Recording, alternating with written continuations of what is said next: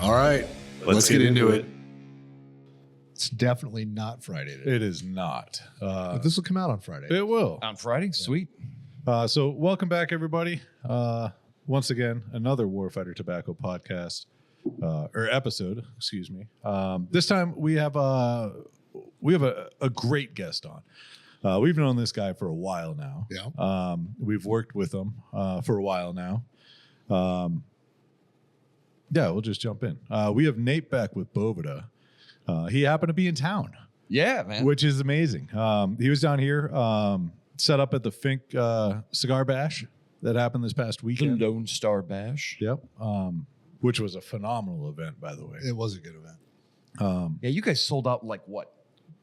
We Couple were hours or less? We were sold out by 6. And I Yeah. think we were Good the grief. first one. And the event Yeah. ended at 9. Yeah, that's incredible. It was good. Technically, Placencia sold out before us, but that didn't count. They Not really, because I guess one guy came up and bought like the whole Yeah. thing. yeah, he bought like half of their inventory. So that doesn't It's ridiculous. like anybody will sell out because of that. Yeah. No kidding.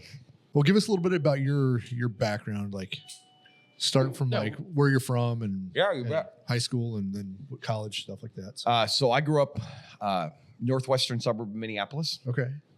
a town called Coon Rapids. Was born in Grand Forks, North Dakota.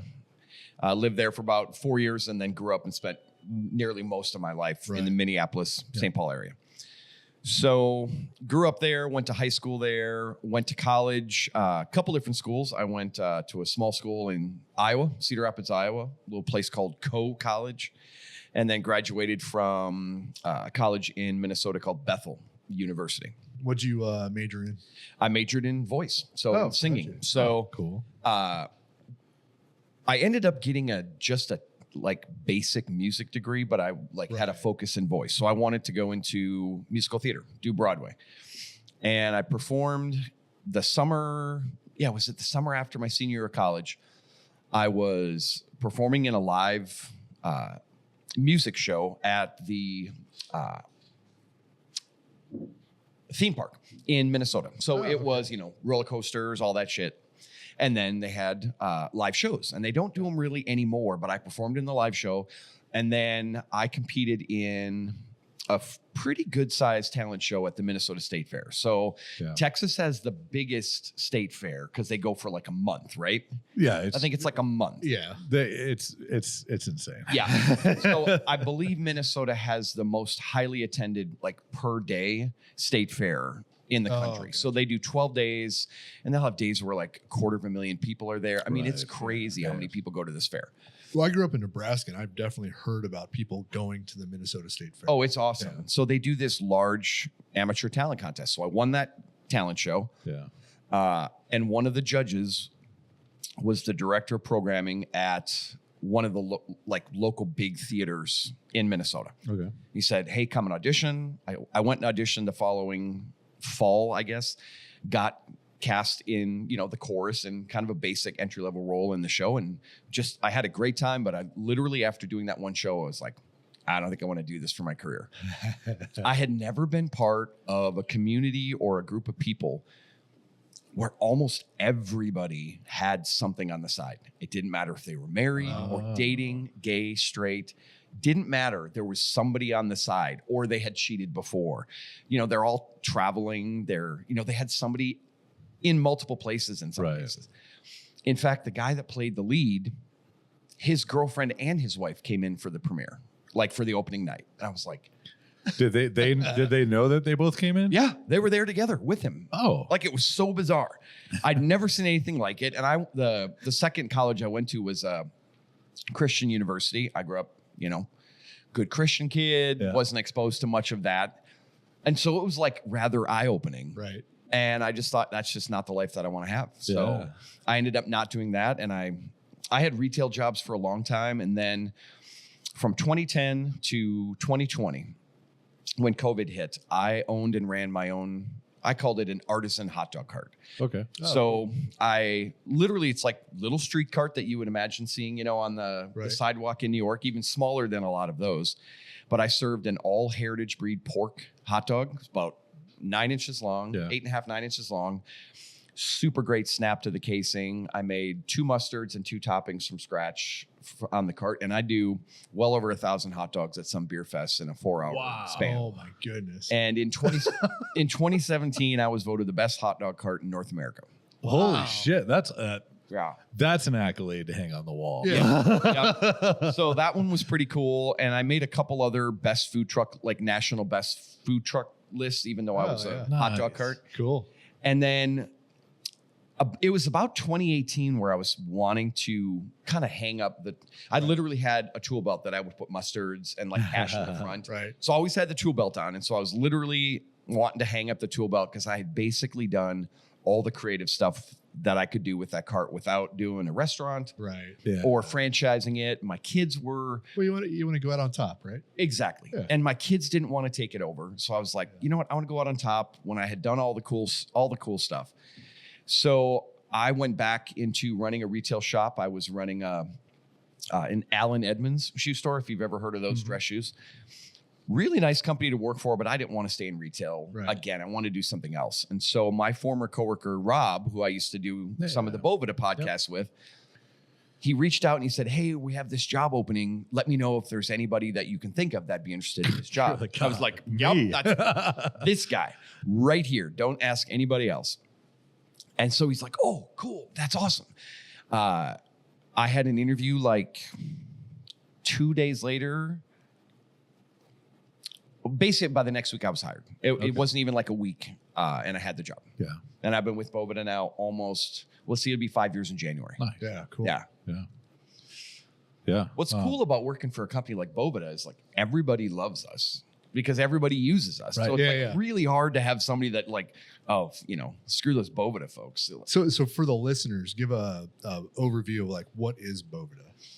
So Boveda created and pioneered two-way humidity control for cigars. Yep. So what that means is when you put one of our packs, or sachets technically, when you put one of our packs, that's the technical term for what a Boveda pack would be a sachet. I'm going to start. Oh my God. You need to check your sachet. Sachet. It sounds like a dance move. Did you sachet? Yeah.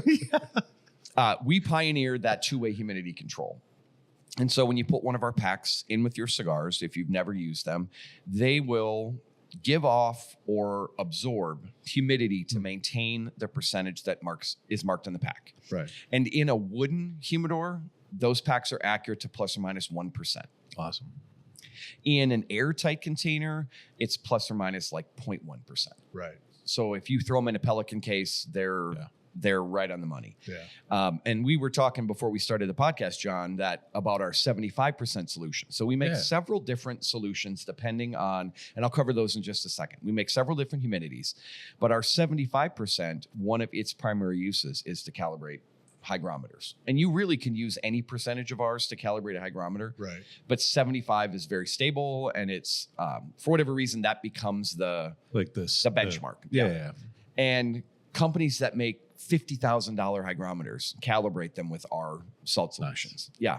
So inside every Boveda $50,000 hygrometer calibrated with a $4, $5. It's probably not even that. It's probably is it one of the smaller ones? Probably, yeah. And they're like $2. Yeah, they're not very expensive. And I've never seen a hygrometer that's that expensive. But we had a food scientist send an email to our customer service, basically.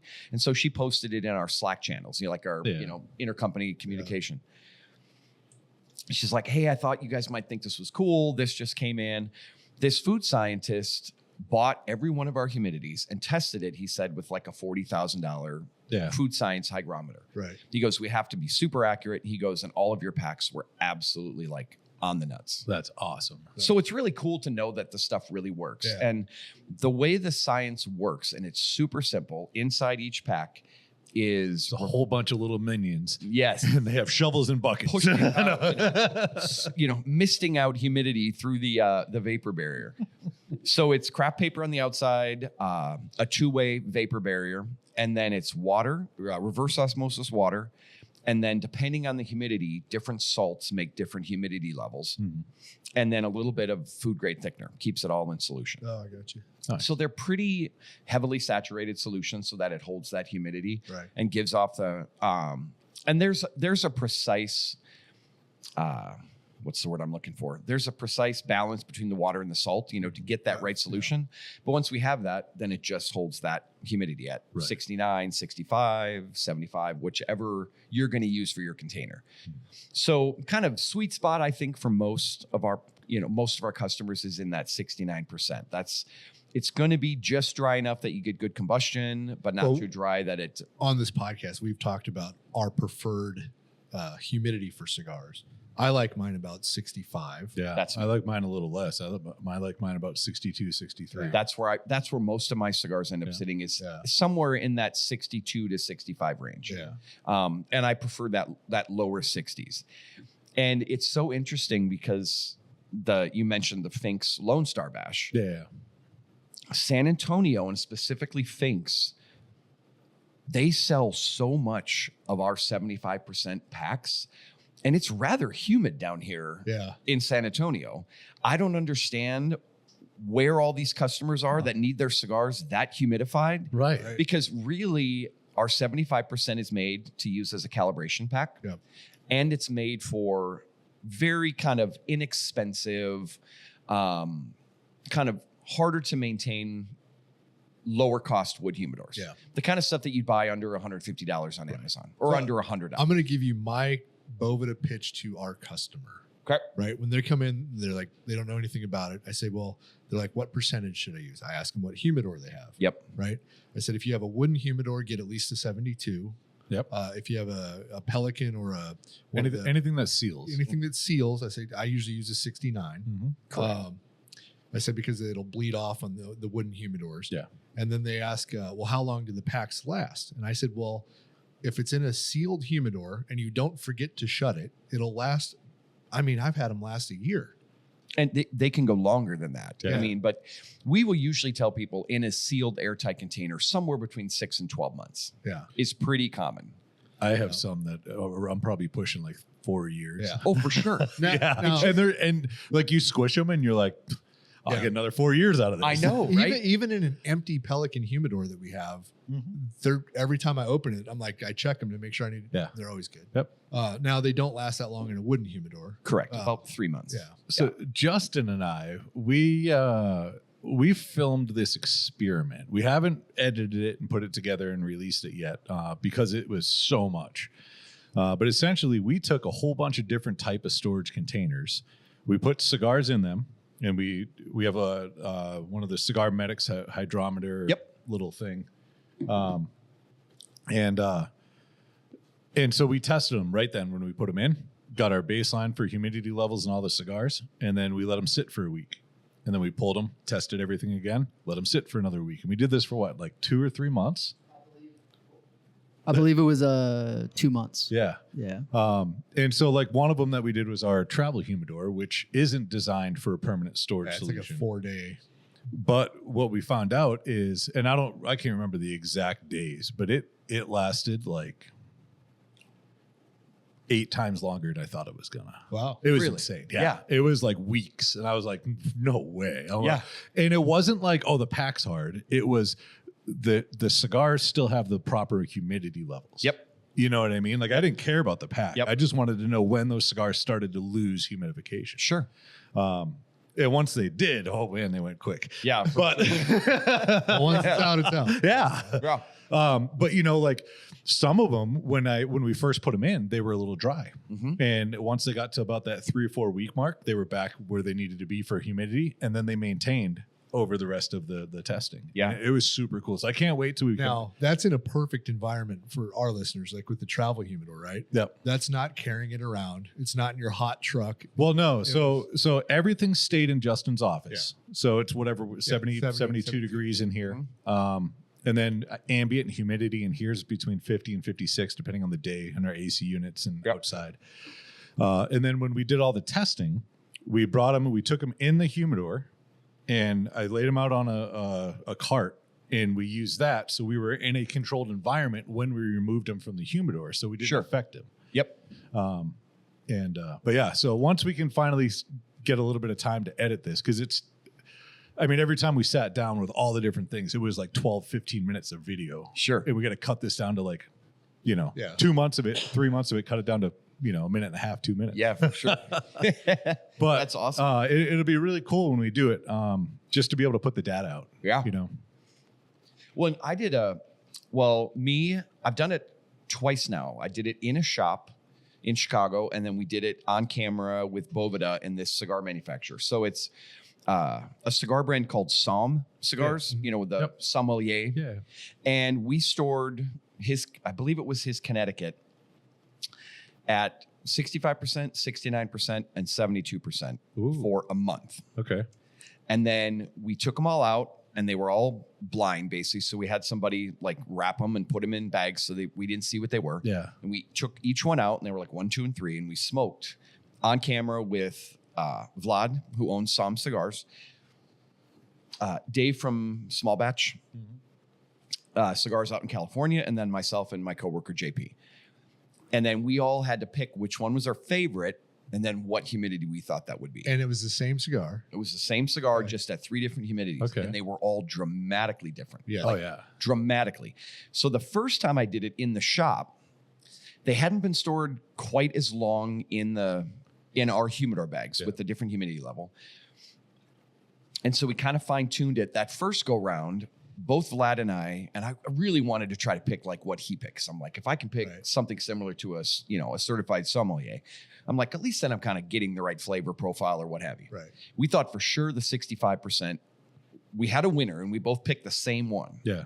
We're like, this got to be 65. It was nice and firm. It smoked the way we liked it. It was actually 69%. Really?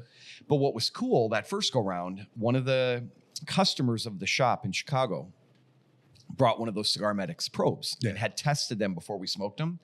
And the 65% and the 69% cigar on both head and foot were only 1% different. Yeah. And that 1% literally made them, the other one like, nope, no good. This one, great. Then the second time we did it, we all picked the same cigar. Like, so that was cool. We all had like the same experience. And it turned out it was the 72% cigar. So what was very interesting is on that particular cigar with that particular wrapper and blend, 72% that second time was a better experience. Yeah. And I think that's cool. Like, I'm still going to store my cigars I have a theory with that. at 65%.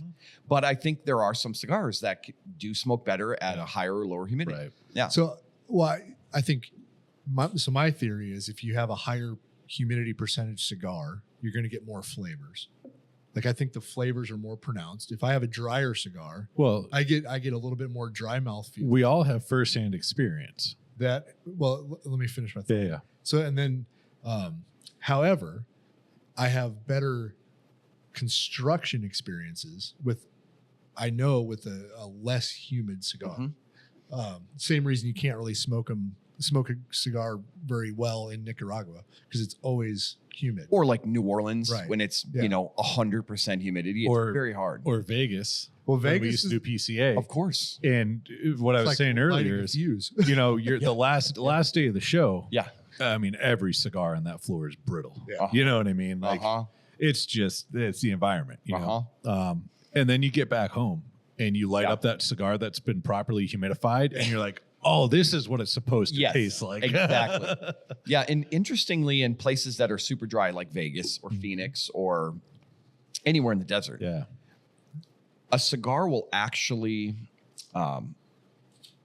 it smokes and performs much better. Like, combustion's better. You're not going to get it cracking when you start with that cigar in the low 60s. Because now that filler and binder doesn't have as much moisture in it. Right. So it's going to be, it just adjusts the flavor a little bit. I think you're probably correct on that. But most of the time, people assume that you want a higher humidity to kind of combat how dry it is outside. So they go to like 75%. Right. And then what happens? They go outside, they light the cigar, Bam. and it all starts to expand, and that wrapper cracks. And they're like, what happened? It's the same way in cold environments. If it's Same, hot, yeah. if you take it out of your humidor, you go outside, and then you put a hot flame to it. It's like throwing hot water on your windshield. right? I've even had it happen before I even got the flame on it. I've just taken it outside, and that cold hitting that wrapper on the outside, it just shrinks, and it's just pop, and you're like, oh, I didn't even get a lid. Yep, exactly.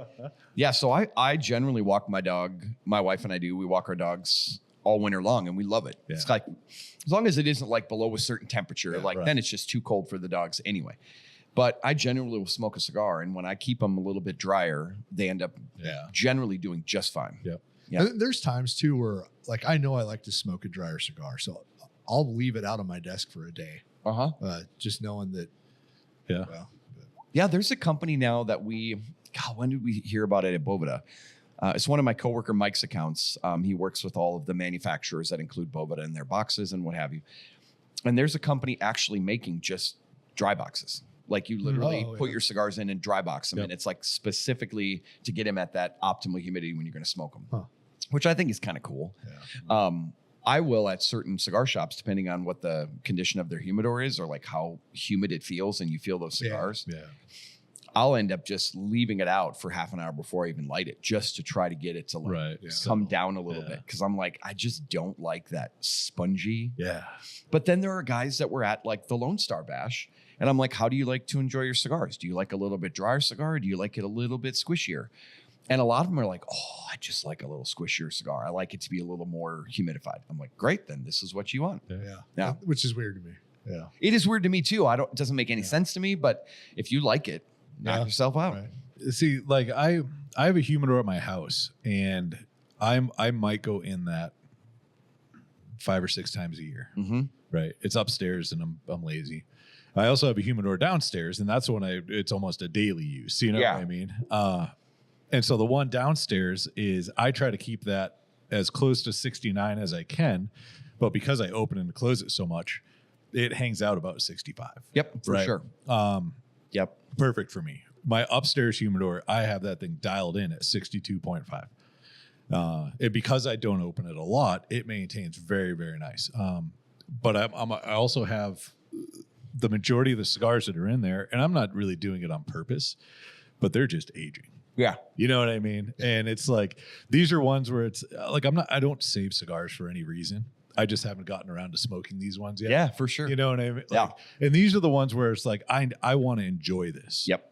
So I need to be able to set time aside. I need to prepare because I want to experience that cigar how it should be, Yeah. experienced. Yep. So I'm not going to be like, oh, I just got out of work. I smoked 6 cigars today. Yeah, I'm going to go light that one up. Uh-huh. This is like Sunday morning with a cup of coffee and the weather's sure. nice. So, Yeah. so John just said he doesn't save them for any special occasion. I have a couple that I have that I won't smoke because like JC Newman gave me an American one time. I'm like, oh, that's cool. I've smoked it before. This one I'm just going to keep. I have one that I way overspent on because I was stupid. Yeah. And so that one's just to remind me not to be a fucking idiot. I love it. And then I have a couple other ones. Are there any cigars that you have that you're just like, you know what? I'm just going to keep this one to remember this or that. No. or anything? So now that I think of it, No, there's a I take it back. couple. I take it back. Like there are certain brands I like to smoke, and I will sort of just portion them out, Right. like and space them out so I don't like just Right. channel through them, if you will. But I don't tend to save cigars. Like I have one of the Big Poppy baseball bat. I Yeah. can't remember who makes it.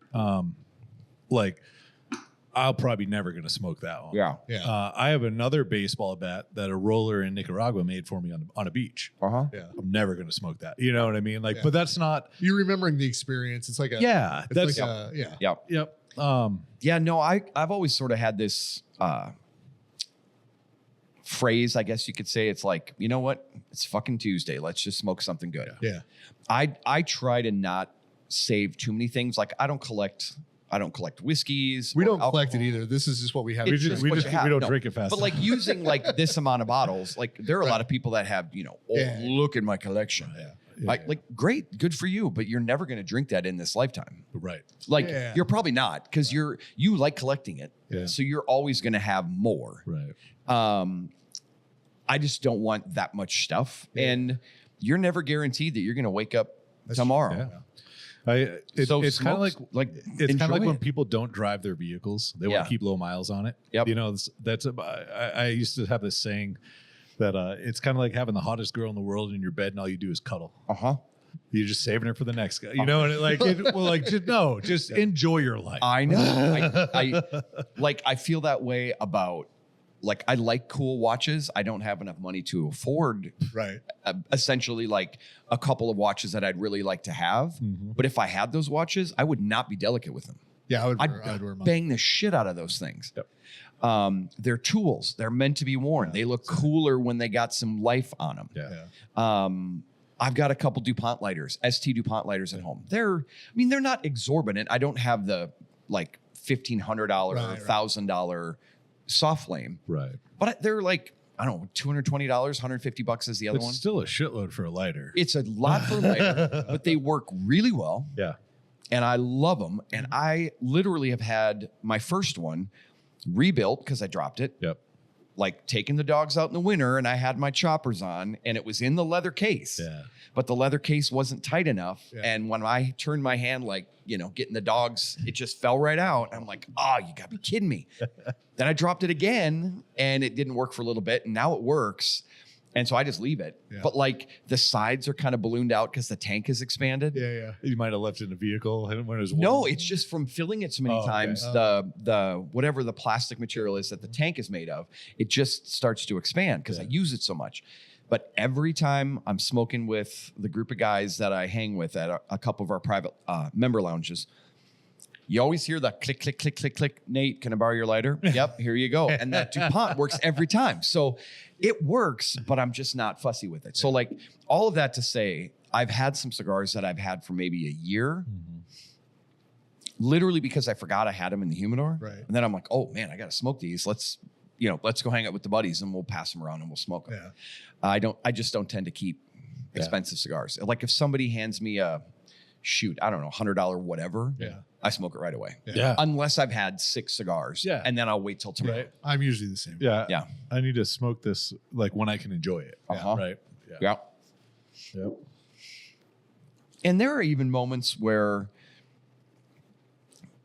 you've had several cigars and they're like, oh, you're not going to taste it. I'm like, sure I am. Like, Yeah. I don't find, or I don't subscribe to the theory that like your palate's going to get killed every time you've had 3, 4, 5 cigars. Like I can still taste differences in those cigars, but there are some that I would want to smoke like fresh in the morning. Yeah. There's a difference. I want that full experience of that cigar. Yep. Well, not only that, but if you're in an environment where you're smoking 5 or 6 cigars, you're at a busy event, you're not paying attention to Not at all. it, right? So you want to get in an environment where you're going to sit down You're just smoking you're for gonna- smoke, basically. Yeah, that's it. Yeah. and you're going to think about it, So yeah. Yep. Yep. It's like, I think it's really funny that like trade shows or big events or stuff like that, especially if there's samples that are available, because everybody's like, no, put that down, smoke this one. No, you put that one down, smoke this one. And it's just like, okay, I've had 6 cigars in the past 8 minutes. Yes. Like it doesn't matter what you're trying to get me to No, smoke. now it doesn't matter because now it's just you. It's all that smoke and you're not paying attention to any of it. exactly. To any of it. Yep. But yeah, working for Boveda is great because we have so many different applications and we get to work with so many cool companies. Like you guys are just awesome. And we hit it off right out of the gate, Yeah. I think. And I love being able to come down here and see I try to go whenever I'm coming out for an event. I try to go at least a couple of days before or after to see cigar shops. Right. Some days I see 2 because you're Right. just having a great visit and I don't want to cut that short. Yeah. Other days I maybe see 4 or 5, maybe 6, just depending on how long I want to go. Right. But typically with cigar shops, the person that you want to see really is there like 10-ish to 4-ish kind of, or to 5 maybe, unless they come in if they're open later. Like in Minnesota, cigar shops aren't open past 8. Oh, wow. And so really in almost all those shops, the owners or managers aren't ever there till 8. Right. They've got families or they have other stuff. They don't want to be there late in the evening, barring some exceptions. And then depending on what city you're in, like when I go to Chicago with another cigar rep for some trips, you would literally go like 6 miles and it takes you an hour and a half because Chicago's insane. Yeah. And so then you're like, well, I guess we're seeing 2 shops today. And then you just have a great time. So it's like you try to see as many as you can, but I always try to enjoy at least a cigar. Right. spend time with them, because I don't generally need to put in an order for my product, which is kind of cool as opposed to a cigar rep. Right. They're going in every month or 6 weeks to get another order put in and get cigars back on the shelf. It's just to spend time and hear people's stories, learn about their families. And then the next time you go back, now it's hugs. Right. Now you're like maybe having lunch or going out for dinner, that kind of stuff. So it's a great company to work for because kind of everybody uses it. Now, how old is Boveda? 28 years now. 28 years. Yeah. Okay. Yep. And they started in the cigar industry. 1997. The way it started, there were 6 original founders, if you will. I want to get I'll miss a couple of details here or there, but basically, Sean Knutson and Tim Swale, who are the owners of Boveda, CEO and senior vice president. They had seen, I think it was an advertisement or somebody had showed them these little like slide top wood humidors that could hold, 4 or 5 cigars. Yeah. And the guy that was making them had this idea for a portable humidification system.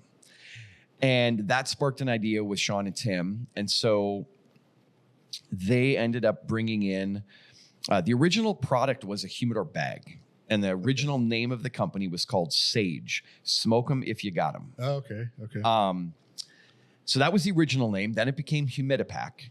But they brought on 2 food scientists, if you will, that worked at General Mills. Yep. One to create the salt solutions and the other to create the packaging and the membrane. And so those 2 of the 6 kind of didn't stay with the company, but they were kind of the original idea, and that's where the inspiration came from. One of them still, we see him at the office every now and then. And then one of the scientists has since passed away, and the other is retired. Right. And so now it's Sean and Tim. But it's been 1997 was when it started. Cool. And then it became Boveda. Oh, shoot, what year was it, Boveda? And what's funny is they literally wanted to create a more unique, recognizable name than just Humidipack, because that was just so nondescript. So they're like looking through architecture books, art books, magazines, and they find this word Boveda, and it means vault in Spanish. Oh, okay. And they were pronouncing it Boveda. Yeah. So really what helped put Boveda on the map was Fuente Cigars. Carlito was absolutely sold on the technology, and he was sold on the idea, and he convinced his dad, Carlos, to put it in every box. And they're like, if this doesn't work, it's going to be a huge gamble. And it worked beautifully. So that really launched Boveda. His aging rooms are all called Bovedas, because that's really, they're a vault, if you will. Well, they were pronouncing it Boveda. And he's like, guys, what the fuck is this Boveda? He goes, it's Boveda. Almost like there's a B in the middle. Yeah. He goes, you got to learn how to pronounce your own new company name correctly. So they had to learn how to pronounce it correctly from Carlito Fuente. That's awesome. I think it's great. Yeah. Yeah, and I actually learned at an event in Minneapolis or in St. Paul called Cigars and Baseball. It's a big charity cigar event. They get I think it's 700 people or more that they have tickets sold for. And it all goes to a charity called Miracle League, which builds ball fields for kids who are disabled, with Downs, any type of disability. Right. And this guy came up to the Boveda table, and we're always like the first table because we hand out these event bags that have a Boveda pack in them, and they just dump all their cigars in, and they make great storage. And he's like, do you guys know what else Boveda means? And he goes, yeah, we build these rooms in Mexico and in warmer climates that have these domed lids or domed ceilings that are either concrete or brick or a combination of both.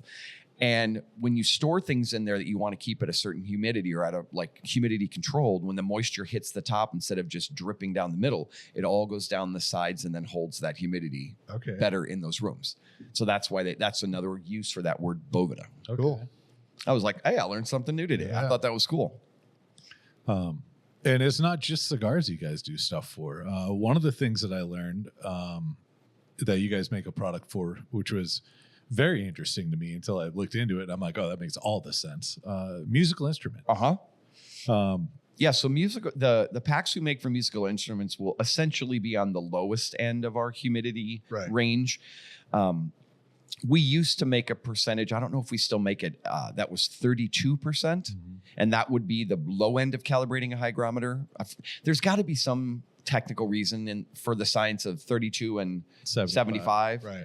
But those were the outer perimeters if you wanted to get both ends of the hygrometer to make sure it was properly calibrated. So I don't think we really make those, or we don't sell them commercially anymore. 49% will be for any wooden instrument with a couple exceptions. I think upright basses, so double bass instrument, I think stores at a little higher humidity because it's under so much tension. I think, but basically you can, in a guitar case, you generally should, and you'll want to season the wood case if it's a wood case, because that whole body of the shape of that guitar case is made out of wood. Yeah. If you season that, then you're going to typically use every 3 months 3 Boveda packs. And they're about I always call them the Pop-Tart size, because that's like the closest thing I can think of that's that size. Yeah. We make a holder that if for some reason a string were to puncture the pack or something would puncture that pack, we make a holder that is waterproof, but also it's like a waterproof breathable shell. Oh, okay. You know, like a jacket. Yeah. It releases vapor, but not like a Gore-Tex. Exactly. It's same idea. Yep, there it is. And so that hangs over the strings into the sound hole, into the sound hole of the guitar, and then you put one more under the neck. And then that's every 3 months. Cool. And then we also make that high absorbency there. So that does specifically, it absorbs extra humidity if you're in an environment that's really humid, like Nicaragua or Miami or, anywhere in southern US basically, or southeastern US. And so we also make some, our cigar products, which go from 65% up to 84% to season the wood humidor. If you can store woodwind reeds, like oboe reeds, clarinet. You can store them at 69%, and then you can also put them for a couple of days at 72%, and then they're playing ready. God. So literally then you're not dropping them in I remember when I was in high school, I played trumpet as well. And you'd have those little film canisters, that actual film came in, for all the young kids out there who have no idea what actual film is. They'd fill those with water, and then you just drop the reeds in and keep them wet, if they were going to play that day, and you'd see somebody sucking on one to get it wet. Now you can use, if you know it exists, you can use Boveda and just take them out of the container and they're ready to play. There's obviously, if I creep around on Boveda's website, the only thing I'm really looking for is cigar stuff. Yes. Right. And so I've never really I just clicked on shop all and I just scrolled through all of it. I was looking for that 32%. I didn't find it anywhere, but I did see some pretty cool stuff like Boveda for brown sugar, Boveda for dried spices, for popcorn storage, for dried fruit. Like I'm a big hot tamale fan. I buy them in the 2-3 pound bags. Right. Anytime I buy one of those bags, the same for Mike and Ike's or Dots or anything that would have that, you want it to be soft. Yeah. 69% overnight. And those things are perfect. I never thought of that. Perfect. I'm just thinking of spices. Right. That definitely has to enhance that spice. It does. And it keeps it from essentially that little, we call it a monolayer of moisture. Mm-hmm. The proper humidity and that little bit of moisture basically keeps the spices from losing more and more of that aroma and flavor. Right. Because of course dried spices are the way to go, and then grind them right when you use them. Yeah. Kind of like a lot of things. There's so much volatility there. That's why when a cigar gets dry, it really is, you can bring back a really dry cigar and it'll be smokable. Yeah. Just take a long time and let it just sit. Yeah. But you're going to have lost a lot of flavor because the oils and sugars in that tobacco are evaporating. Yeah. It's like with cannabis and CBD flower, all of the things that give it that medicinal, entourage effect, I guess would be the proper way to classify that, are called terpenes. Yep. And most people have probably never heard the word terpene. Well, terpenes are what make hops smell like hops. It's what makes an orange smell like an orange. It's what makes any kind of fresh herbs smell like what the herb is. Like when you run your fingers on a rosemary bush. Right. And then smell it. And they smell your finger. That's terpenes. Well, those are super volatile compounds, and they evaporate very, very quickly. And so in cannabis, if you were to look at them really up close, there are these little things called trichomes, and they basically kind of look like a chess pawn. Okay. So it's got like a base, and then it goes up to a little like ball at the top. And if you actually can, like, you can see it when they take a tip of a pencil, and that trichome will just like evaporate when it gets touched. You want to try to maintain that as much as possible. So what Boveda does is create another layer of moisture around that flower to keep those terpenes from off-gassing. And that's what it does in a cigar. When you keep it at the right humidity, you're keeping those oils and sugars in the cigar. What humidity do you keep pipe tobacco at? That one's a little trickier. I just don't know. And I'm I've not talked to pipe a couple of the guys at Ladisi, or like they run smoking pipes, and what's one of the brand? Cornell and Deal, Okay. I think, is one of the brands that makes really, really good pipe tobacco for them. So I talked to this guy named Jeremy Reeves, and he was saying that pipe tobacco can be a little varied because there are some that you want to have pretty dry and some that are much, much wetter, if you will, like some of your aromatics. He said, I think it was 12 to 14% water activity, which translates to about anywhere from 62 to 69% is kind of the sweet spot where most pipe tobaccos are. And then if you want it to be a little drier, then you just, shred it on a piece of paper, and a little, like a lot of pipe smokers have a tray that they'll put it in and let it air out, or if you will, or kind of cure a little bit more while you're waiting for it to dry out. So as it dries out, then when they get it to the point where it feels right, then they'll pack the pipe and smoke it. Yeah. But it's basically like, I generally tell shops like 65% is kind of in the middle there. Right. So I had, my grandfather passed away. It's got to be, I don't even know, 8 years now. Okay. And there wasn't a second of a day where he didn't have a pipe hanging out of his mouth. Is that right? Like it was nonstop. I mean, hundreds and hundreds of pipes. And so I have a jar of his favorite tobacco. Do you really? And when I first got it, it was like you'd open it and you'd smell it. And I mean, there's like almost no smell. And I'm like, and then you touch it and it's like just crumbles. And I'm like, oh shit. So I grabbed a 72% pack, threw it in there, put it up on my shelf, and it's been up there for, probably about 3 years now. And it is very aromatic. Is it really now? Oh man. Oh, that's awesome. To the extent of like he used to say that there's two types of tobacco. If I walked into the house and it smelled good, like just the air in the house smelled good, then it was the tobacco he didn't like. It didn't taste good. But he smoked it, so nobody yelled at him for smoking in the house. And the stuff he really liked was so pungent. The whole house just stunk, but that was his favorite. But it tasted what he, that was the flavor you liked. And so I have that Interesting. You have the thinking one. That's awesome. And so when you open that lid, it's like, it punches you in the face now. Well, it's like, have you ever smelled Latakia? That really jet black dark stuff that's in a lot of like the Navy Flake or some of those really robust pipe tobacco blends. It's like, I equate it to like your shoes or a piece of clothing smells like after a campfire, like that really dense, that smoky smell. Right. It is a very robust aroma. Yeah. And I like it, but it's very, very smoky. It'd be like looking at the whiskeys on the table and comparing like Jameson to Lafroig. Oh yeah. I mean, it's, night and day, and you either love it or you hate it. Yeah. Is that Boveda pack still? Oh, yeah, still flexible. Yeah. When he first got that, it was dry. So. Oh, I got to smell this here. Oh, yeah. It'll. Oh, wow. I mean, it smells delicious. There's some Latakia in here. Oh, yes, there is. That's why when you said that, you're like, you know what it smells like? I'm like, oh, yep. Wow.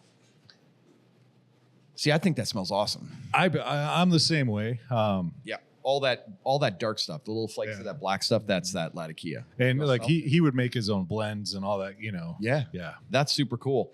Like the couple of the guys from Laudisi, so this company that does everything pipe related, and that's the same company that bought Caldwell cigars. Okay, if that makes sense to anyone that's listening.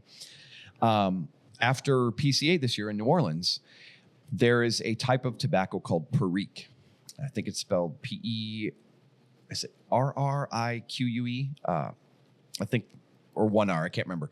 But it is a type of tobacco that's basically just, originally it was, and I found this so fascinating. The guy who was telling me about it, he's like, please tell me if this is boring you, because like this is, I'm going to like nerd out here a minute. I'm like, no, this is fascinating. native tribes in Louisiana somehow figured out with tobacco, if they jammed it in and like an empty hollowed out log and then packed it in and then like put like a piece of wood or mud or sealed up the end and then just left it. I think it stays for like a year or something like that. It creates this really unique tobacco once they open it up and then smoke it. And so there's like a farm that's still making this tobacco in Louisiana. And so they got to go and unpack some of these wood barrels that they packed this tobacco in. And it creates this really unique, interesting smell and flavor. In fact, that I think General that did it or Forged, the cigar called Stoke, like Stokk. It's short for Peter Stokkeby or Stokkeby, the pipe maker. And it's got this, like, it's a real funky smell, but it's got Perique tobacco in it. I got Cool. You're like, what made them think? Like, I find it so fascinating. Like with anything, what made them think that, hey, if we just jam this in a log, it might turn out really cool. Did it just happen by chance and then they forgot about it? And they had to have some way to store it so it wasn't just out in the elements. I imagine they were making some kind of booze back then in a barrel. Okay. Right? Like it's probably... Like what made them think to stuff it in a hollowed out tree, if you will? Yeah, so it's Perique. Okay, just one R. Yep, and it's a type of tobacco from Grand Point, Louisiana, St. James Parish, known for its strong, powerful, and fruity aroma. It's very unique. See, I would do that, and I'd come back, and the termites would have gotten it. Well, geez, this dates back a long ways. Long ways, like way back. Yeah, it says when the Acadians made their way to this region in 1776, the Choctaw and Chickasaw tribes were cultivating a variety of tobacco with a distinctive flavor. A farmer named Pierre Chenette is credited with first turning this local tobacco into what is now known as Perique in 1824 through the labor-intensive technique of pressure fermentation. Yeah, it's super cool. It's very cool. And so they have some videos based on a variety of the red burley USDA type 72 leaf. So fermentation is probably what they were going for. I think so. Because look at how you put all the tobacco in a polone and you go for the fermentation. Yep. So how do that's just how it was probably a way to combat all that extra humidity that was, because it was so wet. Right. And it's very, it's very swampy. So it's like finding somewhere that wouldn't get too much moisture and cook too fast. Like maybe very interesting. It's got to be how they came up with that idea to pressure ferment it so it would create this unique tobacco product. I think it's fascinating. Yeah. So this is a very, very labor intensive process. Yeah. What I'm reading so far, all the way until through the growth of the plant as well. The tobacco plants are manually kept suckerless and pruned to exactly 12 leaves throughout their early growth. In late June, when the leaves are a dark, rich green, the plants are 24 to 30 inches tall. The whole plant is harvested in the late evenings and hung to dry in a sideless curing barn. Once the leaves are partially dry but are still supple, usually less than 2 weeks, any remaining dirt is removed. The leaves are moistened with water and stemmed by hand. The leaves are then rolled into torquettes of approximately 1 pound and packed into hickory whiskey barrels. The tobacco is kept under pressure using oak blocks and massive screw jacks, forcing nearly all the air out of the still moist leaves. Approximately once a month, the pressure is released and each of the turquettes is worked by hand to permit a little air back into the tobacco. After a year of this treatment, the Perique is ready for consumption, although it may be kept fresh under pressure for many years. I read earlier it said it was also considered to be one of America's first export crops. Wow. Isn't that cool? That's super cool. I had no idea. Well, I didn't either. And so when this guy, Jeremy, was telling me this, he's like, are you sure I'm not like, I'm like, no, dude, this is keep awesome. going. What else do you know? Yeah. And he was literally telling me this at the sports bar. That was one of the smoking, locations for us to go to after PCA, our trade show. And I was just like gobbling it up. I mean, it's so freaking cool. Well, there's certain things that you don't want to nerd out to, but like know your audience. And like this audience that's something. Yeah, this is. Yeah. Yep. Tobacco stuff. Yeah. Well, and especially, we all love cigars. And like John, you had mentioned before we started the podcast, we would probably talk about like how long have you been smoking? Yeah. Most people I meet have been smoking, maybe some like just started if they're younger, or maybe their kid got them into it because their son or their daughter really likes them. They're like, oh, I want to pick it up and spend time with my kid. Right. I didn't really have anybody in my family that smoked at all. Right. Because that was like the DARE generation where, say no to me drugs. too. It was all bad stuff. And I had great grandfathers that, like your grandfather, constantly smoking cigars or pipes, but it was constant. And so there were people in my family that smoked, but I got my first hand-rolled premium cigar. It was a Hoyo de Monterrey. So I think that's Dominican, right? That would have been Dominican. I can't remember if... I don't know. I think the Hoyos are Dominican. Anyway, it was one of their Maduros, like big Churchill. Right. I think it was the number 1 or the number 2. I forget which size that was. Yeah, Honduran. It was Honduran? Yeah. Okay. So super chocolatey, delicious. That was my first ever cigar when I turned 18. Nice. And I brought it home and was smoking it while we were raking leaves. And my mom's like, why would you want to do that? That's so gross. Ah. I'm like, Mom, it's delicious. Leave me alone. Yeah. And that was when I started smoking cigars. And for a long time, it'd be like, maybe every couple of weekends I would have one when I was, having beers with, college classmates and whatnot when I was in college. And then it was usually I would enjoy them in the fall and spring when it was cool outside and you're at the campfire, you got the fire pit going in the backyard. Right. And then when I started my hot dog cart in 2010, I just couldn't have more cups of coffee and work at a coffee shop for that long. Right. I was like, all right, I got to find somewhere else to work. And I typically, because I didn't smoke a lot of cigars, didn't really enjoy sitting in a cigar shop with all of that lingering smoke. Yeah. And so I was like, I smoke more cigars now than I used to. Maybe I would kind of enjoy this. So I started hanging out in my local shop, Tobacco Grove. Shout out to them. Awesome guys. And so I'd hang out there and I'd do my contracts and computer stuff. And then 1 cigar was 2 and 2 was 3. And then I started smoking cigars when I was wrapping up at events with the hot dog cart. And people like, hey, Nate, did you bring cigars? I'm like, yeah, I got cigars. I'm like, do you have cigars? Yeah, can I come smoke with you? Sure. And then more people start smoking because it's a very communal thing and people want to be part of that. Yep.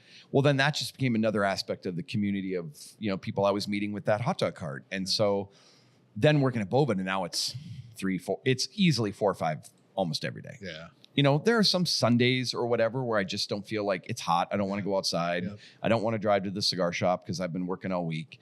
And so I don't light up a cigar. Or there's like a Monday after the Finks event where you're like, I'm okay. I had enough last I don't need, I'm good. Yeah. Well, even after PCA. Oh, for sure. But I don't smoke for like a week. Even after the Finks event, a bunch of the cigar reps were staying at the same hotel by the airport. Right. And they had this nice back patio and it was super breezy. So it was actually really comfortable for how warm it is. Mm-hmm. And I order a cocktail and I'm outside and I'm smoking and I go back in to grab another drink. And a guy named Trey, who's a cigar rep for Carrillo cigars, he's like, his eyes are kind of red because there's a lot of smoke at this event. He's like, how are you smoking another cigar? And I'm like, well, I'm not really tasting. I just want to have a cigar. Yeah. He's like, dude, what is wrong with you? I'm like, well, there's a bunch of us out there doing the same thing. So there's got to be the same wrong thing with all of us. Yeah. Yeah. No, that's the thing with PCA. It's all day and then all night that you're smoking cigars. So and it's usually till like 2. I know you guys stay up late because I see you guys out. It's like 2, 3, 4 in the morning, depending on the day. Yeah. And so many of my coworkers are like in bed by either 10 o'clock or they're like midnight for sure kind of thing. But I always figure I only get like once or twice a year with some of these customers if I don't get to go to wherever their shop is. Right. Because a lot of these places, they don't have a cigar event, so I don't get to go there. And that's the only time I get to spend with them. And if they're willing to stay up and I can connect with them, well, then I can sleep later. Yeah.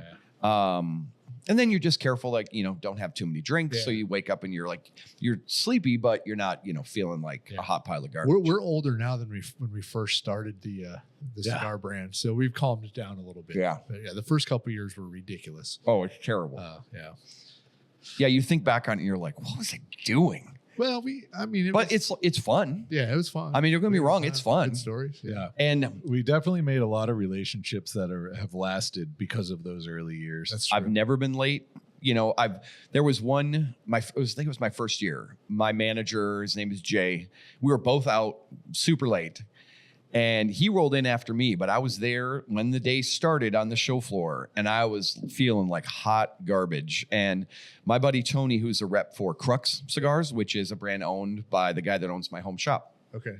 And he and I have been friends since before the both of us in the officially in the cigar industry are as reps. Right. And he walks over and I give him a hug, and all of a sudden I lift my head up and he's like, "Oh shit, dude, you look terrible." And I'm like, "Yeah, I'm feeling pretty blech." And I'm like, "But I'll be all right. I'll rally. I'll get some water." Yeah. You know, I took some ibuprofen, and he's like, "You know, do you want a little bump of my weed pen?" And I'm like, "Nah, dude, that'll be totally worse." Yeah. So he came by about like 3 hours later and he goes, "Oh yeah, now you look fine." And I'm like, "Yeah, I feel much, much better." Yeah. You get some nicotine. You got to in get the blood flowing. Yeah. Yeah. But yeah, always there. And now what I've started doing, me and my coworker, and we've been like, he and his brother have been best. Those two are my like two closest friends. We try to get to the show floor at like 7 or 7:30. Right. And we have like, fire up our coffee machine and get Yes. some Nespresso. We always go to your coffee machine. Yeah, for sure. And it's a great thing that Boveda does. And everybody comes over to get coffee, and we have bottles of water. And so we sit in our comfy chairs, and then we put in orders from the day before. Yeah. Right. Because it's like, there's no time to go back to the hotel and Yeah. do it. And you can't really do it while the customer's sitting there, because the software system that we use is a very robust Oracle Right. software. And so there's a lot of functionality to it, but it is not like, it takes about 3 seconds before the next line pops up. Okay. And the customer has already rattled off everything they want. Yeah. And so what I figured out for me, I write everything down, and I get a lot of shit for it. They're like, "Are you writing orders?" Mhm. And I'm like, "Well, we have these cool iPads, but so many of my customers have like one thing that I give them maybe a discounted price on, or they use it for packaging like you guys do." Yep. So we have different price levels. All of those different things are not on that iPad. Yeah. So if I get all the way to the end and they're like, "Oh, I need some of those little ones at that, the deal you give me," I'm like, shoot. Yeah. Now I got to go to my computer and type it all in, and then it takes a hot minute. So I'm like, you know what? If I just write this down and then I go through and I can check it all off and I don't make mistakes, then I don't forget, or I don't have one just hanging there. Well, It makes it so much faster. the for nice me. thing is you guys have a good dealer portal. Yes. And I don't even talk to you. Like we just You just order. Yeah, we just order. It's 'Cause awesome. It's just convenient. Yeah, and then we hang out, and Yeah. you then just catch up. Yeah, And so when you come to like our booth and place an order, it's just blah, blah, blah, and then we Yeah. can just shoot the Yeah. shoot the Yeah, shit you for a don't while. have to sell us on anything. Yeah, we already know what we need. Absolutely, absolutely. Yeah. Yeah. Yeah, Boveda just came out with our very first wood humidor. Oh, okay. And it's available initially, so we can basically work out any kinks and get all the supply chain end really dialed in and get our production to where we know, like, okay, we need this many humidors Right. for every 6 months or 3 months or what have you. And so initially it's just available direct to consumers on our website. And then hopefully at some point in the future, retailers will be able to buy it. And it took a lot longer than we had initially planned on Always does. to get this humidor release, because we kept dialing it in to basically function like a Tupper door. Yep. So it only takes a pack every 6 months. So you Nice. put one of our biggest 320 gram packs in a beautiful holder that's just magnets right to the lid, and it's just really snug. When we were doing photo shoots and like B-roll stuff for that, Yeah. trying to get that holder into the lid in one motion, almost impossible. Because you have to like use two hands to do it and like just boop, then go in. Right. But when you're trying to get either the pack put in it or it Yeah. mounted in the humidor, we're like, oh, screw this. We'll add it in later, or we'll like just cut to when it's in there. Right. But it really functions like a Tupper door, and you season it one time and then you should never have to That's season nice. it again. Nice. So it's, retails for $2.99. Cool. Justin, you want to pull it up? Yeah, that's awesome. Where are you based out of? There you go. Oh, that does look good. That's my coworker JP's As a hand model. gorgeous Lebanese skin. Yes, it does photograph very well. And what's cool is we have, I don't know if it's on the website. I think it's on the website. For sure, it's in the manual that comes with the humidor. We have all the different configurations and how many cigars were in each configuration. So we got I think nice. the high end was 67 cigars, Yeah. basically 40 to 50. That's Depending on that's a ring good gauge. size. Yeah. Like, Toros, you're going to get probably maybe 40. Yeah. you know, because they're just going to take up more space. But the fact that you guys are saying that you only need one 320 gram Boveda pack for 6 months. Yeah. That, I mean, that alone, like you go ahead, you can buy that $150 wood humidor off Amazon, and within 2 years, you're going to be spending more than buying this. Correct. In humidification packs. 'Cause you're going to put 6 or 8, 10 of them in there, you know. And most of the time when people, if they have a complaint about Boveda, they're like, oh, they don't last very long. It's almost always they're not using enough packs. Right. Yeah. So like that 320 gram pack in a wood humidor is essentially for up to 125 cigars. Yeah. Because that pack is basically 5 1/3 of the medium-sized packs we make, which are 60 grams of moisture. So most people we say that's for 125, that one that's in the picture there, and then the 60 gram one is for every 25 cigars. Right. What they'll do is they'll put in one pack in a humidor this size. Yeah. Because they only have like 10 cigars in there, but they forget or they're not aware that now you're humidifying a bunch of dead air. Yes. And every time you open it, it's more dead air and more dead air. The more cigars you put in your humidor, the easier it is to keep at the right humidity. 100%. So the fuller your container, whether it's a wood humidor or it's a Tupperware or a refrigerator or a Pelican case, whatever that may be, the fuller that unit is, the longer our packs will last and the more stable your cigars will stay. So usually what I tell people is, you know, so if it's a 50 count humidor, at least 2 packs, and I say double it. Or the trick I like to use is whatever size humidor you have, buy a box of Boveda, and before you take the plastic cellophane off, drop the packs in the bottom and see how many fit in an even layer with little to no overlap. Yeah. That's how many packs you should use each time. Yeah. And you'll probably end up using about 12 packs a year. That's kind of pretty average, about every 3 months. They'll just last a little bit longer. You don't have to check them quite as often. Right. And I always tell people to replace their Boveda packs. They'll start out feeling like they got some, you know, it's like soup in there. Yep. And they'll harden around the outside and they'll start to get less pliable. When it feels like there's a tiny bit of pudding in the middle, then it's time to swap them out because then they haven't gotten fully dry. Right. Because what usually happens is if you check them and then you forget or you go on vacation and they're dry, now you're like, how long was this dry? Right. You know, are my cigars going to be too dry? Yeah. If they're always a little bit left before you know, when you put the new ones in, then everything stays the same. Yeah. And you can never use too many Boveda packs. Right. Like a lot of people are under the assumption if you put too many packs in, now they're over humidified. Well, the way that science works and that relative pressure, once that container gets to, let's say, 69%, the packs just stop pushing up moisture. Yep. If it gets too humid, the packs will absorb some. If it gets drier, they'll push moisture out. But you could have 20 packs in a 50 count humidor, Well, and the it'll nice just thing be too 69%. if you buy cigars that are overly humidified, you can throw them in a humidor with Boveda, and it'll bring them down. Yep. Over time. Yeah. Absolutely. So, The one thing though, especially when some guys start getting into these humidors that struggle. Uh-huh. All right. Yep. Don't mix percentages. I was just about to say that. Don't mix percentage. Yep. It's you're fighting each other. You're fighting the humidor already. Yes. Now you're fighting everything. What you're is it putting in. doing to your Yes. cigar? That's Yeah. my question, right? Like, Because what ends up happening, you know, let's say you put a 69 into 72, because some subscription services, there's a couple subscription services that use 72. And then the rest are all 69. Yep. And so you throw that in your humidor, you don't think about it. But what ends up happening is the 69 is trying to dry out the 72. The 72 is trying to humidify the 69. And you end up wearing the packs out before your cigars really get much of that humidity. yeah. It's like I can only imagine, like, if you put this in like cartoon form, right? Like the 69 pack and the 72 pack are in like an octagon in your humidor, and all the cigars are sitting around and be like, hey guys, like, what are you doing? It's like that Jim Brewer Party in My Stomach where all the alcohol is fighting you. You can have all the beers you want. Beer gets along. Beer knows one another. Beer's your friend. But then who comes knocking at the door? Oi, hello there. I hear you got the party going on in here. I don't know, Scotch. You know what happened last week? And he's like, oh, I won't be no trouble. So you let one in, and then everybody starts showing. You know, it's like that. They're just duking it out. And then you throw that tequila in there. Oh yeah, everybody out. Everybody out. You know, it's like trying to who cut- always shows up at trying the to end of the cut night? its way out. Tequila.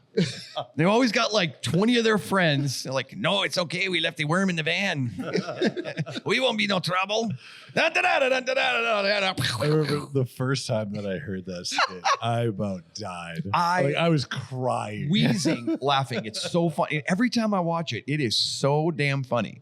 He's a perfect person Yeah. to do that. Oh my gosh, it's hysterical. He does such great impressions. But yeah, that's the classic way of doing it. Don't mix humidities. They're just duking it out in there. Yeah. But you can throw as many packs as you want in there. Yeah. I'm pretty positive that I think Boveda is the largest consumer subscription cigar service. I think that's, kind of standalone. Yeah. And they use those most of their cigars are stored in those big giant, I call them body parts coolers, the white ones that you can buy at Costco.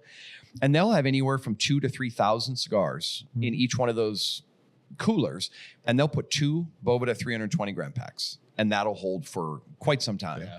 And again, goes back to all the cigars are at the proper humidity. So they're helping to hold it in there. Yeah. And then you just need a little bit to maintain it in that airtight Yeah. cooler because there's very little dead airspace. When we first started, we used great big Pelicans initially, Like right? the 1660s, Yeah. and like the huge ones. The only thing Yeah. I would add to that is one of those little fans that like circulate the air. Oh, sure. A bit. And Yep. that I found out that helped. That was little bit. we ran that setup, and then the mini cigar Oasis came to market. Oh, sure. And so then we had, I can't even remember how many Pelicans we probably had. 12. Yeah, maybe more, maybe 16. But Yeah. they were all daisy chained. Yeah. So there was like extension cords everywhere. Yeah, Like, with fans and Yeah. Oasis and all that in there. Yeah, for sure. Yeah. Yep. And there are like when somebody tells me they have a unit like this, like the one that's right behind you, like you could use Boveda in there, but it's gonna be real damn expensive. Yeah. Because you're gonna go through so many packs and where Boveda comes into like a unit like that is, maybe the top shelf or the middle shelf or the one closest to the humidifier. Just as like maintenance to help equalize certain areas in the humidor, it can really help. Like in our one of our owner's offices, Tim Swales, he has a unit in the bottom of his big cabinet humidor. It's like a giant like China hutch almost. He'll have Boveda packs on the upper shelves just to help equalize the humidity in those regions, and then the main units down below. Yeah. Otherwise, like when you calculate out, we have an internal research department at our headquarters in Minneapolis. And there are some units where they calculate how many Boveda packs you need. And like something like that, it's like 35 or 40 of them. The big ones. It's just comical because there's so much airspace. It reaches a point where it doesn't make It's like It doesn't make half sense. the cost of the humidor just to put packs in. That's exactly right. Yep. Yeah. I mean, because like our biggest packs, I think on our Amazon page, I think they're like $28, something like that. So, I mean, it gets expensive if you were to do a lot of those for some units. But when you think of how much money you have in cigars, $20. another thing that a lot of people like to game the system, they're like, oh, you can recharge your Boveda packs. Technically, In theory, yeah. yes, you can. But you have to use, you have to use reverse osmosis water, which nobody's really going to have unless they have a connection at some lab somewhere or somebody that works in the sciences. And then you have to get it back to the exact initial starting weight. Otherwise, what's going to happen is typically you're over humidifying your cigars now. Yeah. And for a I've seen some $4.50 or dumb- $5 pack, I've depending seen on where you some buy dumb it, stuff. just buy another pack. I like the guys that do it, and it looks like a balloon? a full tick. Uh-huh. Like it's gonna explode. Exactly. And that's the problem is they go that far. Yeah. And now you've got like close to 95% So humidity. I accidentally figured out how to do it. I think the best way, if you are going to recharge them, is to put it in something like that with the Cigar Oasis. I've put in stone dry ones in there. And it will rehydrate. But it takes months. Yeah. But it does it. Yep. But And it's just buy another pack. Yeah, Just it's that dumb. way it's like you're not getting like I wasn't doing it just to recharge. Oh no. They were sitting in there. Yeah. I plugged it in, I think. And then like a couple months later, I'm like, oh, hey. It's so bizarre to me. In any hobby, people want to game the system on the cheapest stuff, Yeah. or the least expensive stuff. It's like, what are you doing? Like just go buy more packs. Like you have I don't thousands of dollars I don't in have the cigars. time to do. I don't either. Like that's I don't care to do it. Yeah. Nope. In fact, there's a shop that's the guy who owns it is just a super awesome guy out in Denver, Edwards Tobacco Shop. And owner is Nick Perry, super awesome guy. Yeah, he's cool. And they were using water pillows, because they're cheaper. Yeah. And I said, well, I can get you a deal on the, make it competitive so you can buy Boveda packs, because you're probably spending more money in just man hours to rehydrate all those stupid water pillows. And then they're putting out it's never the humidity that it says it is on that little water pillow. So they're over humidified. Now you have something that's dialed in. You don't have to worry about it. You don't have to do any labor. And he's like, oh, sweet. That's awesome. And now he buys, tons of them. Yeah. And he doesn't have to do any work on them. Yeah. So it just works better. And we really are, there are always going to be competitors in every industry, if you will. I mean, there's thousands of cigars that you can buy. There are going to be other humidification companies that will either pop up or go out of business and whatnot. But what really makes Boveda unique is we have really dialed in. We are the most precise for the longest amount of time of all the options you have for portable two-way humidification. Yep. Yeah. It just works. I'll throw this out there. Another reason is your whole staff, everybody at Boveda is just awesome. Like you guys are all fun to hang out with. And Absolutely. good people. And that. There's a reason everybody hangs out at the Boveda booth at the trade show. Yeah. We've been using Boveda since we started. Yeah. Well, since they started. Oh yeah. Us too, I guess. Well, they've been in it way longer than we have. Yeah. Yeah. But I was thinking his date when he started. Right. Yeah. No, the company's 28 years. Yeah. But I'm pretty sure, and I'll have to go through my emails. I can't remember who I was working with before. Our account. Oh, sure. Yours. Yeah, there was a guy that had my job for a hot minute and then just ghosted. He just disappeared. Kept his computer. Nobody could get a hold of him. Something happened and he was like, this is not for me. And so before that guy, it was my my good buddy, Rob Gunn. Yeah. Okay. So it was probably Rob then. Yep. And then now we have you. But either way, the turnover, there's not much turnover at that company. No. Right? The same people that we've been talking with over all of these years are still there. Yeah. Yeah, that says a lot about that company. Oh, and we love it. Yeah, and we love it. And, every job you have days where you're it's just, you're doing the same thing, kind of going through the motions. But to have coworkers and a staff and an environment where I can smoke cigars and everybody's chill and we all love it, it's just awesome. Well, that and you got some of these other I'll just call them vendors in this industry, suppliers of whatever it may be, non-cigar products. And it's every other month I'm getting an email. Oh, hey, I'm your new rep. So-and-so is no longer with the, hey, I'm your new rep. So-and-so is no longer. And it's just guys, what is going on over there? And then, but I've never experienced that with Boveda. Yeah. The only emails I get is hey, this promo is going to expire next week. Or, hey, we got this new awesome blah, blah, blah. Yes. It's just, it's either a promo, and then we do some stuff to consumers, of course, because, some email blasts go out or whatever. And that's just normal business stuff. But generally, it's just checking in. Hey, are you guys doing good? I mean, you guys are always solid. With you guys, you're always solid on the website. But, hey, we have this promo. Let me know if you want to take advantage. Otherwise, have a great day. You guys found a good product that, one, it's renewable. Yep. Not that you have to renew it that often. Yeah. But for every box of cigars or every bag of cigars or whatever we sell, you have the right size to go along with it. Uh-huh. It's it's just a cool product. Now, how do you guys innovate? You come out with humidors and stuff, right? What's the next step if there needs to be one? And you're kind of in a company where you don't need a next step. You already right. And there are Kinda a couple of other innovations or uses for existing products that will be coming to market in the next year or so. So there are some cool things, but it's not really, it's all kind of starting with the same percentages. It's just finding new uses for some of those. Right. And then we'll have some innovation on, potentially as, the cannabis industry continues to grow and expand and states legalize. There will probably be other containers that our product will go into or things like that I could see coming down the pike. But we're always looking for ideas of ways that we can innovate and, and continue to be sort of leading the game in It was funny when I was in Humidification, the firearm industry. I always had to buy dehumidification stuff. Uh-huh. So Yeah. I was always What is the ideal humidity to store zero. firearms? Is it? Well, I don't know. I don't know if that's ideal, but There isn't- humidity equals rust. Yeah, there isn't Okay. anything that needs humidity. Yeah. Gotcha. You want to get rid of the humidity if you can. Yeah. Yeah, so drier is better. Yeah. Yeah, I mean, maybe some of the old like Woodstock stuff, you might Oh, want a little bit maybe. of humidity hanging around. But Yeah, because like, we always bought Yeah. those jars of, I don't remember what it was called, but it was like a powder it's the same shit they put in beef jerky. that would absorb. Oh, that that desiccant. Yeah, the silica gel or whatever. But it was just great big jars of it. We'd put in Yeah. our safes and stuff Yep, like that. yep. Yeah. Yeah, I got one of my safe at home right now. Do you? Yeah, because Probably live in long South Texas. Yeah. long expired, Yeah. probably. I don't know. I haven't looked at it. In a It's minute. long. I'm gonna have to Wow. look.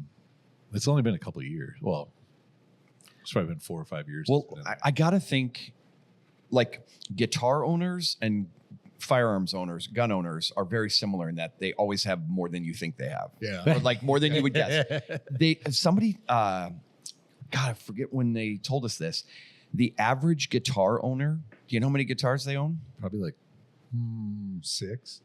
I'd go 6 to 8. Yeah. 16 Whoa. Wow. is like the average number of guitars that a guitar owner Okay. has. Oh, hold on. Somebody who So- actually plays. Somebody who plays, yes. Yeah. This is like actual guitar. Okay, I was gonna say if that's the average. I own one, Uh-huh. and I don't Right. play it. Yeah, I know people that have 3 or 4 that Yeah. don't play. So if I own, but it tells one- you how many like yeah, you know if I- professional musicians have. Yeah. if the and then how it average is- averages. yeah, if the average is 16, Yeah. and I own one, that means somebody owns 32. Isn't that bonkers? That's insane. Yeah, it's insane. I was like, no way. Well, guns are the same. Yeah. Yep. What's the average gun owner own? I don't know. Because half the population probably doesn't own a gun, but there's probably The other half owns enough to. Well, to have- arm the country 4 times. So- you've been in Michael Joseph's like vault. Have you been in his shop in Houston? No. So there's a shop in Houston called Joseph's Coffee and Cigars. Okay. And they have a second location they just opened closer to, like, I think closer to the Galleria area. Well, Michael Joseph, who owns the shop, is a retired Southwest pilot. Nobody in his family, I think, had ever flown. He also, loves cigars, does some coffee. Nobody really done any of those things. But he's a huge big game hunter. Okay. And he has connected to his coffee shop, and the cigar shop is in the back.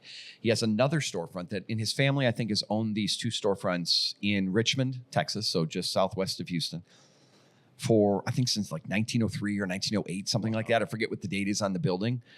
But he has basically a high-end outfitting shop, all the clothing and boots, and it's all like high-end European stuff, the shirts with the leather patch on the shoulder, the pad in the shoulder, that kind of stuff. And he has in the shop, he's got, is it a full elephant or is it just the elephant head? Like he's done all 5 of the big animals in Africa, I think twice. So you go and then the back of that part of the shop is, I think it's just made with concrete, but it's like a big bank vault kind of thing. Right. And it is lined on 3 sides with pre-1900 British shotguns and rifles. Wow. Oh, cool. And I couldn't find one like under $5,000. He had some in there that were $25,000, $35,000, $50,000. And so he travels to England several times a year to buy and sell these firearms. And then he's actually used several of these. They shoot those giant, Yeah. Yep. those giant shells.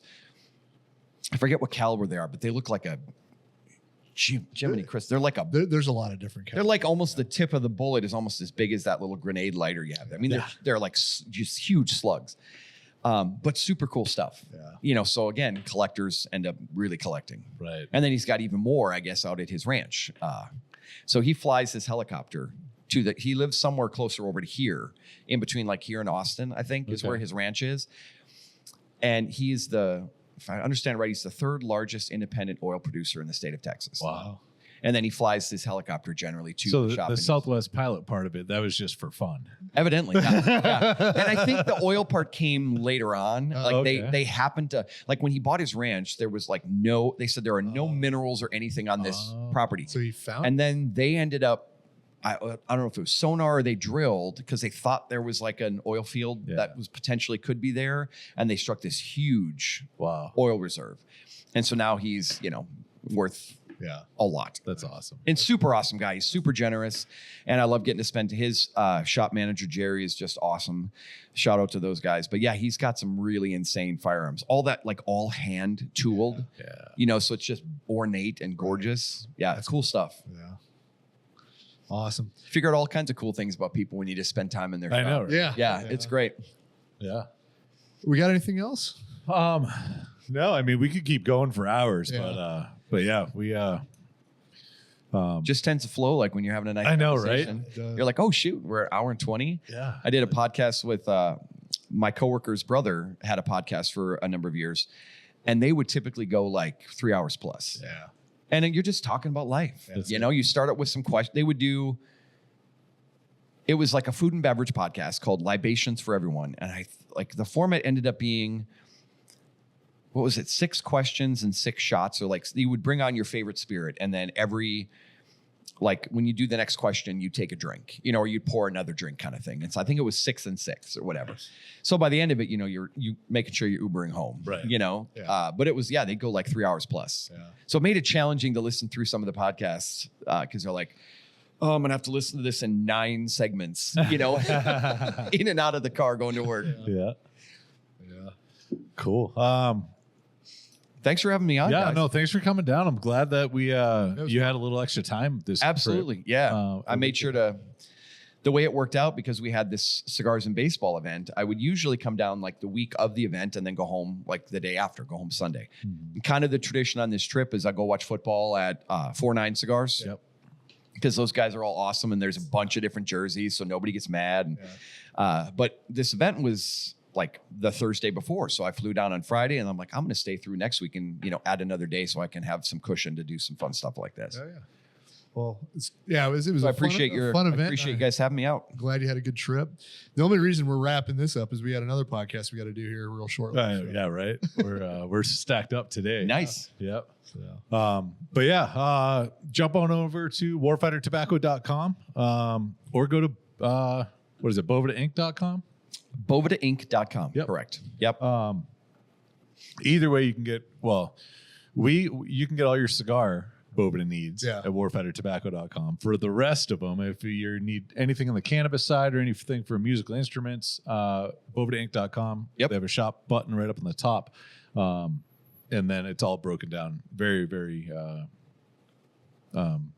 user based. Yeah. Yeah, and then let me It's know. super Podcast simple. you said will come out Friday. Yeah. Yeah.